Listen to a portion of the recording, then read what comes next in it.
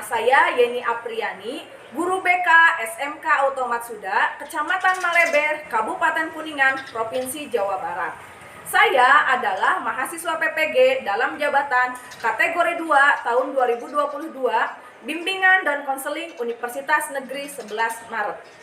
Di sini saya akan mempraktekkan uji kinerja layanan bimbingan klasikal dengan tema atau topik meningkatkan self efikasi dalam pemilihan karir.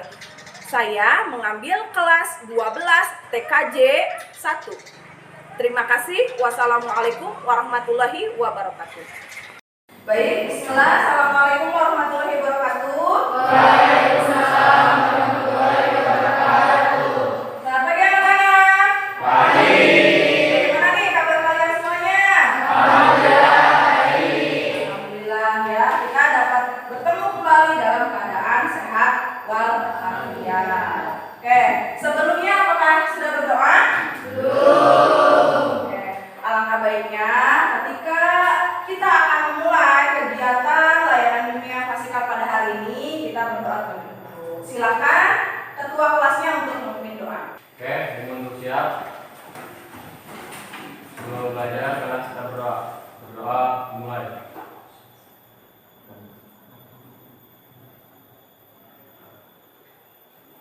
Doa selesai. Oke, alhamdulillah. Terima kasih KM yang telah memimpin doa. Oke, selanjutnya Ibu akan absensi dulu nih, ya. Apakah hari ini ada yang tidak hadir? Coba lihat teman-temannya.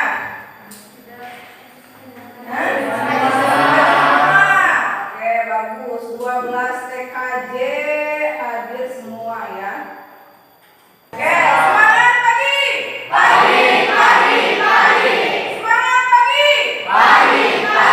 pagi. SMK. Bisa. Automatsuda. Luar biasa.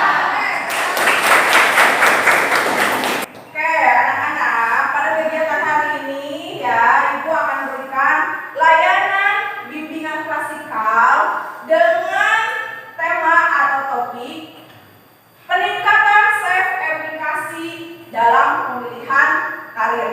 Nah, itu tema yang akan kita bahas pada hari ini. Nah, selanjutnya tujuan. Nah, harus tahu nih, tujuan layanan bimbingan klasikal pada hari ini. Pertama, peserta didik dapat menganalisis pentingnya self efikasi dalam pemilihan karir masa depan. Yang kedua, peserta didik dapat menyesuaikan pentingnya self efikasi dalam pemilihan karir. Yang ketiga, peserta didik dapat menentukan pemilihan karirnya yang tepat untuk di masa depan. Itu untuk kegiatan kita pada hari ini.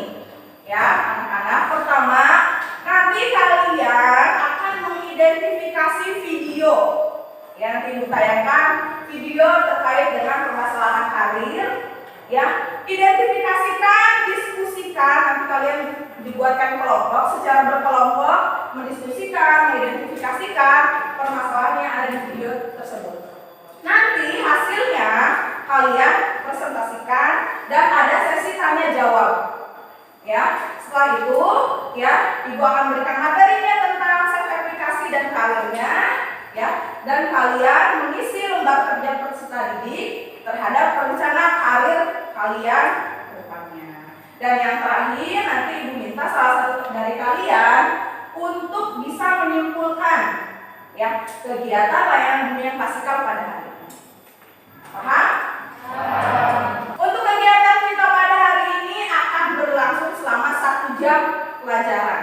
Makanya kita manfaatkan kegiatan ya 1 jam pelajaran tersebut dengan sebaik-baiknya agar tujuan tadi yang sudah Ibu sampaikan bisa tercapai.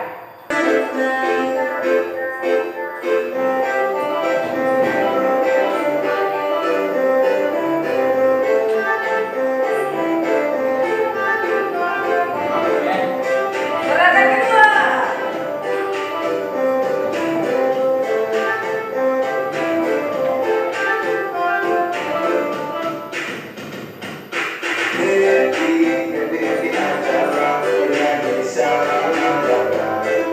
Cuek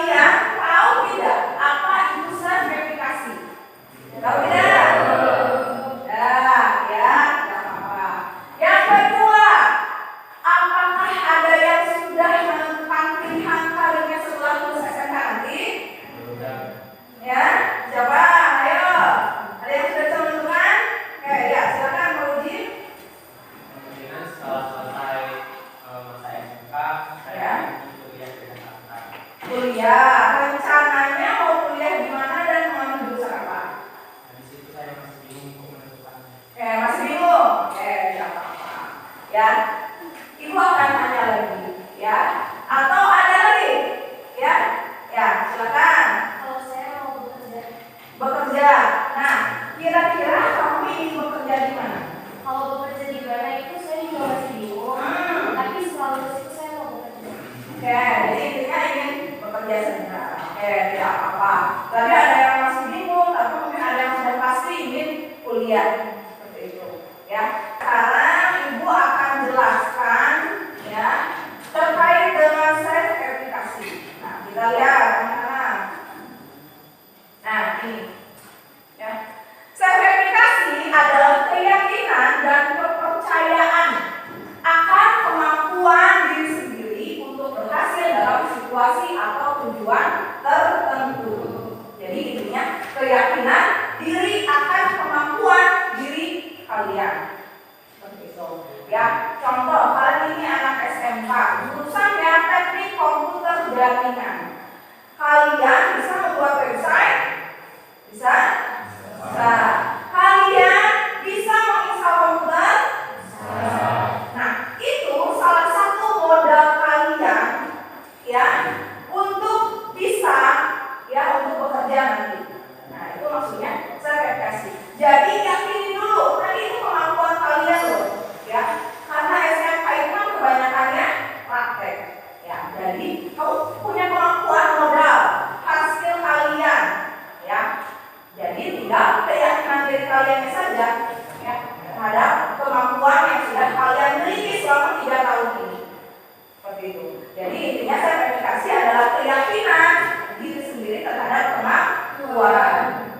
Selanjutnya, ciri efikasi diri. Nah, ini ada 7, anak-anak. Pertama, memiliki tujuan hidup yang jelas dan passion yang tinggi. Yang kedua, memiliki komitmen, integritas, dan nilai moral yang kuat terhadap hal-hal yang sedang dikerjakan. Yang ketiga, mampu bangkit dengan cepat dari kegagalan dan kecewaan. Yang keempat, mampu menemukan solusi bagi setiap permasalahan yang sedang ada. Kelima, senang mencoba berbagai hal baru. Mencari pengalaman. Yang keenam, percaya bahwa pekerja keras akan membuahkan hasil yang baik pula. Dan yang terakhir, ya, cenderung bisa berpikir positif, ya, pikiran berpikir positif dan mencari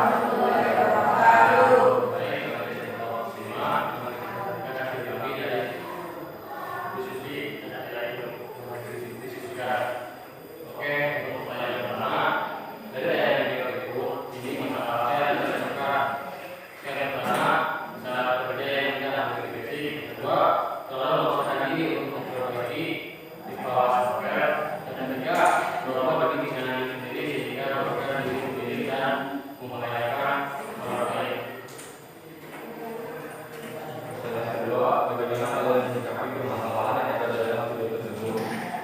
Cara pilih yang cocok untuk diri sendiri.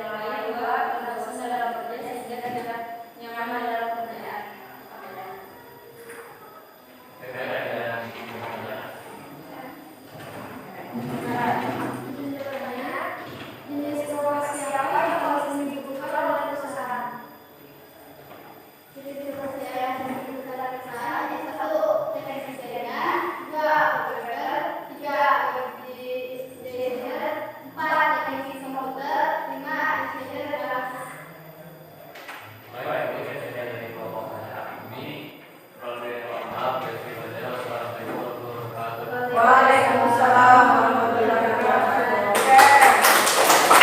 Selanjutnya cara melatih efikasi diri. Nih anak-anak perhatikan. Pertama, belajar dari kegagalan. Ya, contoh ya. Ketika kalian ingin kuliah, ya, kuliah itu kan ada beberapa jalur masuknya. Ya, ketika kamu gagal di jalur SNMPTN, ya, kamu jangan down ya, jangan merasa putus asa ya dari kegagalan itu, masih banyak jalur-jalur masuk yang lain. Seperti itu ya. Kalau kamu kerja nih misalnya ya, kan lowongan pekerjaan juga sekarang makin banyak. Seperti itu ya. Misalnya kamu gagal di perusahaan yang pertama, kamu masih ada perusahaan kedua, ketiga, keempat. Tapi harus dari belajar dari kegagalan. Oh, saya kurang komunikasi nih, interaktif ketika pada saat tes wawancara. Berarti kedepannya saya harus bisa lebih belajar komunikasi lagi ketika wawancara. Ya. Kalau kuliah, saya ketika UTBK nilai saya turun 80. Nanti ketika jalur mandirinya pada saat tes, kamu harus lebih giat lagi belajar agar nilainya lebih baik lagi. Itu contoh dari belajar dari kegagalan. Yang kedua, amati keberhasilan orang lain. Ya, banyak alumni-alumni yang sudah bekerja di perusahaan ternama, yang sudah bekerja di luar negeri. Coba komunikasi ya, sekarang kan sosial media juga banyak ya. Tips-tipsnya agar masuk, agar lolos ke perusahaan tersebut. Ya, coba tanyakan, oh caranya masuk ke perusahaan ternama itu seperti apa? Tesnya bagaimana? Ya, mendapat gaji yang gede itu seperti apa? Kalian mau kan gaji yang gede? Mau kan? Nah, gitu. So, tanya-tanya, komunikasikan. Oh, bagaimana sih caranya lolos SBMPTN? Ujiannya, soalnya, gambarannya. Nah, itu kalian boleh ya melihat keberhasilan orang lain ya. Jangan sampai kebalikannya. Ketika orang lain berhasil, teman kamu sudah lolos ke perusahaan apapun, kamu merasa iri. Nah, itu yang salahnya. Harusnya yang positifnya ditiru. Seperti itu ya. Yang ketiga, cari feedback positif. Ya. Maksud feedback positif itu ya, cari. Kamu kan punya orang tua, punya keluarga, teman, saudara, sahabat, itulah feedback positif kalian. Ya, motivasi semangat kalian. Ya, terhadap nanti karir masa depan kalian. Yang terakhir, kelola pikiran dan emosi. Nah, ini contoh misalnya, ketika pada saat tes kerja, ya ribuan orang banyakkan tuh tes psikotes. Ya, kamu udah cemas duluan, khawatir, deg-degan. Ya, bahasa Sundanya mah geger, kayak gitu kan. Nah, itu harus bisa kalian mengelola. Ya, dengan memasukkan pikiran yang positif. Oh, saya bisa, saya yakin, saya lolos. Seperti itu ya. Jadi harus bisa mengelola pikiran dan emosi. Nah, ini pilihan karirnya ada 4, teman-teman ya. Melanjutkan, bekerja, wirausaha, pelatihan atau kursus. Pertama, itu akan jelaskan dulu melanjutkan ke jenjang pendidikan yang lebih tinggi atau kuliah. Kuliah itu macam-macam jenisnya ya. Ada perguruan tinggi negeri, ada perguruan tinggi swasta, ada politeknik, ada politekes, ya politeknik kesehatan, ya ada kedinasan. Masing-masing ya peserta didik harus menuliskan rencana karirnya. Ya kita coba membuat rencana karir di lembar kerja peserta didik. Ya.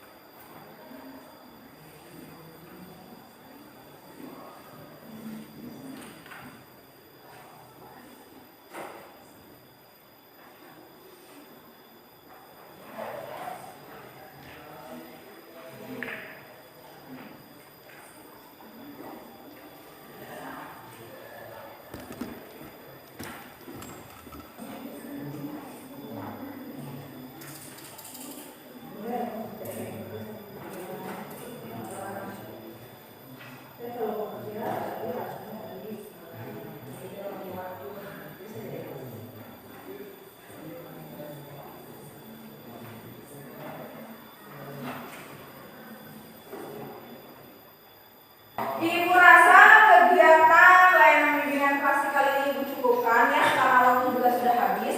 Tapi sebelum Ibu tutup, Ibu minta salah satu dari kalian untuk bisa membacakan kesimpulan ya pada layanan bimbingan klasikal hari ini. Ayo, siapa? Ada yang ingin bisa menyimpulkan? Oh ya, silakan Putri, maju ke depan.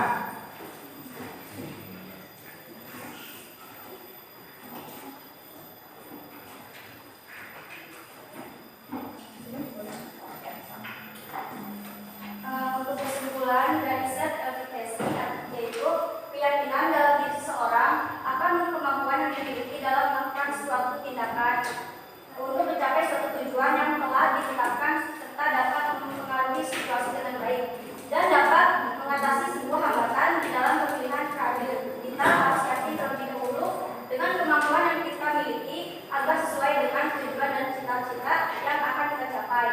Dengan cara memilih sertifikasi yang tinggi dan memiliki kemampuan, maka kita bisa memilih karir setelah lulus dengan tepat. Terima kasih. Oke, kasih teman.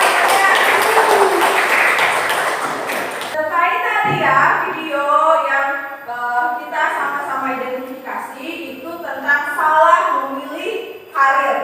Ya, akibatnya berarti dia bekerja tidak maksimal karena bukan passionnya atau karena bukan kemampuan yang ada dalam dirinya. Nah, harapan Ibu setelah kalian ya tahu apa itu sertifikasi, setelah tadi ya kita belajar cara melatih aplikasi diri yang tinggi ya, diharapkan kedepannya kalian bisa untuk menentukan pilihan karirnya sesuai dengan keyakinan yang ada di dalam diri kalian dan sesuai dengan kemampuan diri kalian masing-masing. Nah, ini kan sudah membuat rencana karir nih ke depannya. Nah, kalian harus bisa menerapkan aplikasi dengan tadi konsisten sesuai dengan rencana, sesuai dengan tujuan karir kalian ke depannya. Nah, mudah-mudahan ya kelas 12 ini ya lulus semuanya. Amin. Ya, bisa sukses menggapai karir dan cita-cita ke depannya. Amin. Ya, Ibu ucapkan terima kasih kepada semuanya.